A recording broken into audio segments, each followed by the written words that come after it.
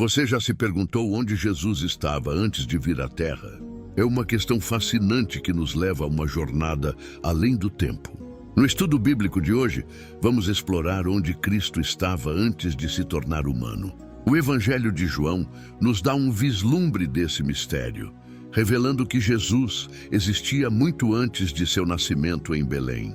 Em João 17, encontramos o que muitos consideram a oração mais significativa já registrada.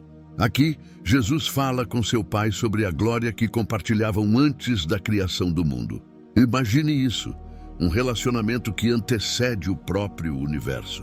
Jesus disse: "Agora, Pai, glorifica-me junto a ti com a glória e majestade que eu tinha contigo antes que o mundo existisse." Esta declaração é profunda. Ela nos diz que Jesus não era apenas um grande professor ou profeta que apareceu há 2000 anos. Ele está reivindicando uma existência divina que remonta à eternidade.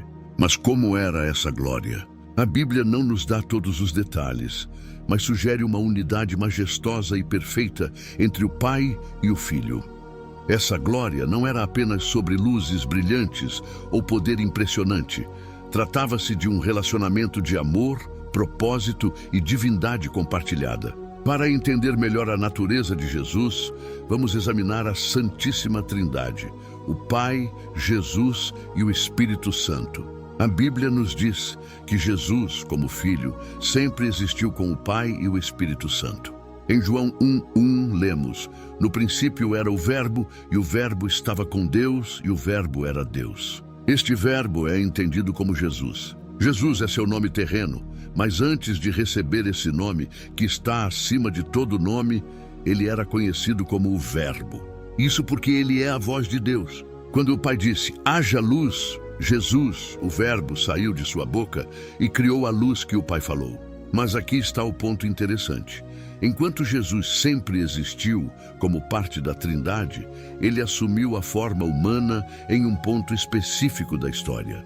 Isto é o que os teólogos chamam de encarnação.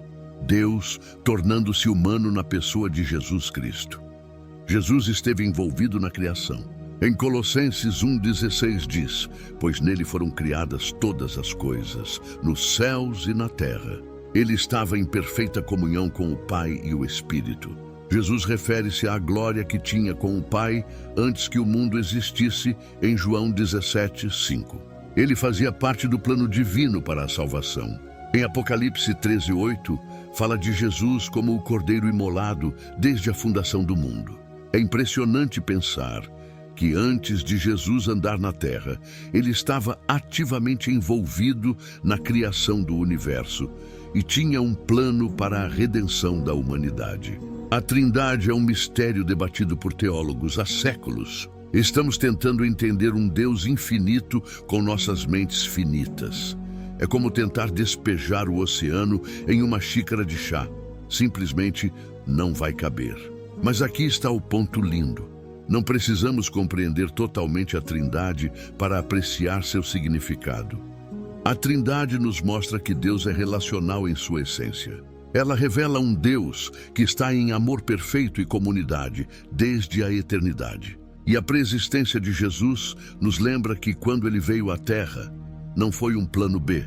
Sempre foi parte do grande desígnio de Deus. Ele escolheu se limitar para se tornar um de nós, para que pudéssemos conhecer Deus intimamente. Então, por que Jesus deixou este estado glorioso para vir à Terra? Sua missão era clara: glorificar o Pai e proporcionar à humanidade a experiência da vida eterna. Em sua oração, Jesus diz: "Eu te glorifiquei na terra, completando a obra que me deste para fazer." Tudo o que Jesus fez, seus ensinamentos, seus milagres, sua compaixão, tinha como objetivo revelar o caráter e o amor do Pai. Mas o ato máximo de glorificação ainda estava por vir. Quando Jesus diz: "Pai, é chegada a hora", ele está se referindo à sua iminente crucificação e ressurreição. Pode parecer estranho chamar um evento tão doloroso de glorificação, mas foi através deste sacrifício que Jesus revelaria plenamente o amor de Deus e seu poder sobre a morte.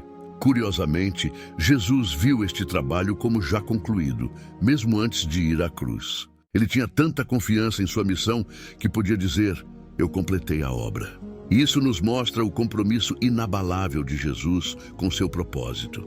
Então, se Jesus existia antes da criação da Terra, porque ele veio à Terra como humano e como pode ser explicado em sua natureza humana e divina, a fé cristã professa que Jesus Cristo é verdadeiramente Deus e verdadeiramente homem, um mistério central e profundo do cristianismo. O Filho permanece totalmente e verdadeiramente divino, eterno e imutável como Deus. Simultaneamente, a humanidade de Cristo permanece plenamente humana, existindo no tempo capaz de mudança e sofrimento. Ao vir à Terra, ele foi capaz de sentir o sofrimento humano, tornando-se ele mesmo pecado para purificar a humanidade, mas sempre esteve conectado à sua essência divina. Tomás de Aquino, seguindo os padres da Igreja, descreve a humanidade de Cristo como um instrumento unido à pessoa do Verbo. Como um carpinteiro usando uma serra, o Verbo divino usa sua natureza humana assumida para realizar coisas que não poderia fazer apenas em sua natureza divina. Ser visto por olhos humanos, andar na Galileia, impor as mãos sobre os cegos e, crucialmente, sofrer e morrer. A encarnação revela que o Verbo de Deus não está apenas presente no mundo como Deus, mas une a criação a si mesmo da maneira mais íntima possível. Esta verdade profunda da fé cristã oferece esperança para a elevação e redenção final da humanidade através da pessoa e obra únicas de Cristo. No Evangelho de João 17, encontramos o que muitos compartilham, a oração mais profunda já proferida, muitas vezes chamada de oração sacerdotal. Vamos explicar isso. Imagine isso. Jesus, sabendo que seu tempo na terra está chegando ao fim, olha para o céu e começa a orar. Esta não é apenas uma oração qualquer, é uma janela para o coração de Cristo. Jesus começa pedindo ao Pai que o glorifique, mas aqui está a parte interessante. Ele não está pedindo por si mesmo. Ele diz: glorifica o teu filho para que o teu filho te glorifique. Tudo o que Jesus faz, até em seus pedidos, é, em última análise, sobre trazer glória ao Pai. Enquanto a oração continua, Jesus muda seu foco para nós, seus seguidores. Ele ora por nossa proteção, nossa unidade e nossa santificação. Imagine isso. O Filho de Deus, momentos antes de enfrentar a cruz, está pensando em você e em mim. Jesus expressa seu desejo de que estejamos com Ele, para ver sua glória. Ele está essencialmente dizendo: Pai, eu quero que eles experimentem o amor e a unidade que compartilhamos desde antes da criação do mundo. Esta oração revela Jesus como nosso advogado desde o início dos tempos, constantemente intercedendo por nós. Mesmo agora, sentado à direita do Pai, ele continua este papel de intercessor junto com o Espírito Santo. Jesus também é visto ao longo do Antigo Testamento.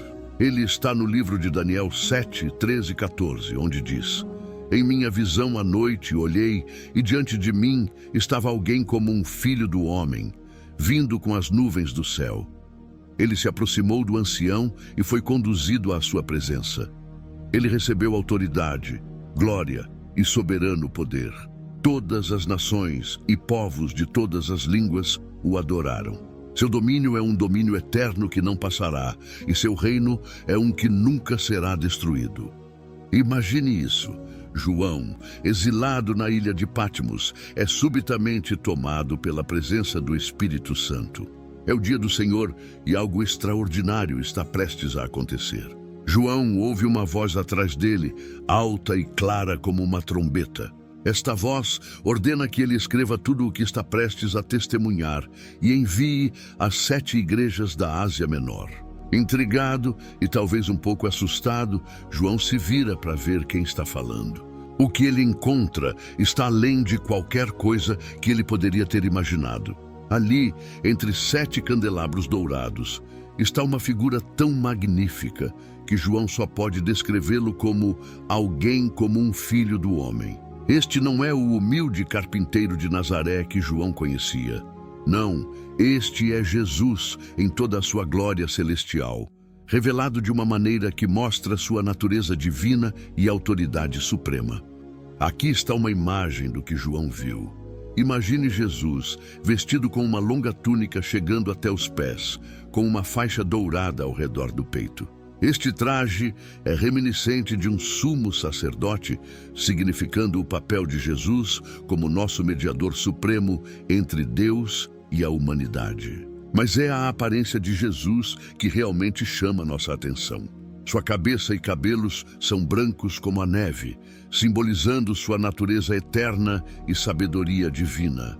Seus olhos brilham como chamas de fogo, penetrando através de toda a enganação e falsidade.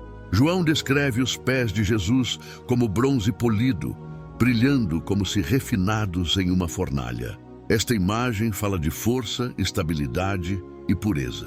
E sua voz é como o som de muitas águas, poderosa, inspiradora e impossível de ignorar. Em sua mão direita, Jesus segura 7 estrelas, representando os anjos ou mensageiros das 7 igrejas. De sua boca sai uma espada afiada de 2 gumes, simbolizando o poder e a autoridade de suas palavras para julgar e salvar. Finalmente, João nos diz que o rosto de Jesus brilha como o sol em todo o seu esplendor. Este brilho reflete a glória de Deus, lembrando-nos que em Jesus vemos a plenitude da glória de Deus. Esta visão de Jesus é bem diferente do gentil andarilho das margens da Galileia.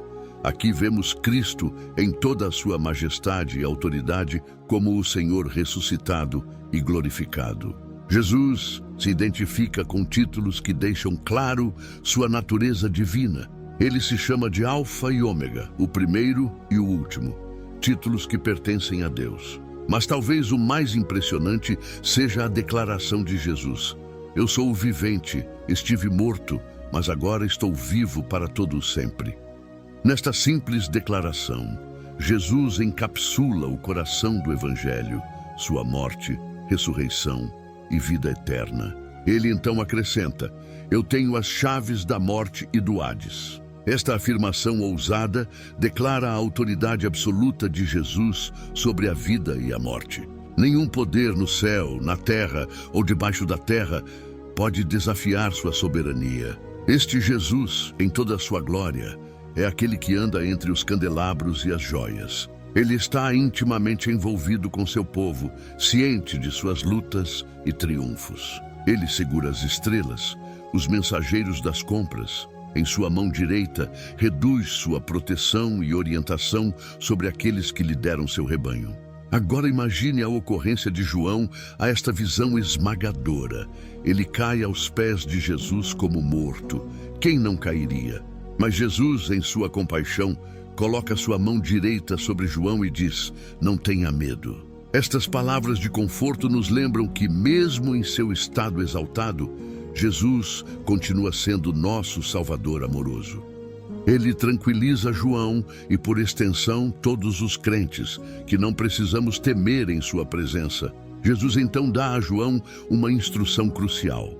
Escreva, portanto, o que você viu, o que é agora e o que acontecerá depois. Este comando define o cenário para o resto do livro de Apocalipse. João deve registrar o que viu, esta incrível visão do Cristo glorificado, o que é agora, o estado atual das 7 igrejas e o que acontecerá depois, eventos futuros que levarão à consumação do plano de Deus. Esta instrução destaca a importância de preservar e compartilhar esta revelação. Ela não é destinada a ser escondida, mas mostrada aos servos de Deus para encorajá-los, alertá-los e prepará-los para o que está por vir.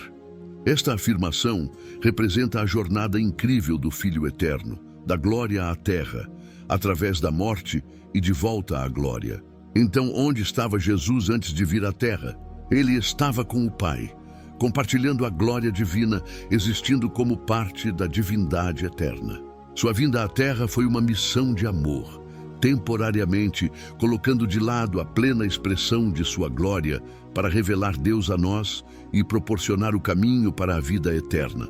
Compreender esta preexistência de Cristo nos dá uma apreciação maior pelo tamanho de seu sacrifício e a profundidade do amor de Deus por nós. Lembrando-nos que a história de Jesus não começou numa manjedoura em Belém, mas nos reinos atemporais da eternidade. Ao contemplarmos estas verdades, somos convidados a ver Jesus não apenas como uma figura histórica, mas como o Deus eterno que escolheu entrar em nosso mundo. A jornada da glória à glória, com sua cruz, nos oferece a esperança de compartilhar dessa glória nós mesmos. Se você gostou deste vídeo, não se esqueça de curtir, compartilhar e se inscrever no canal para mais histórias fascinantes da Bíblia. Até a próxima e que Deus abençoe a todos.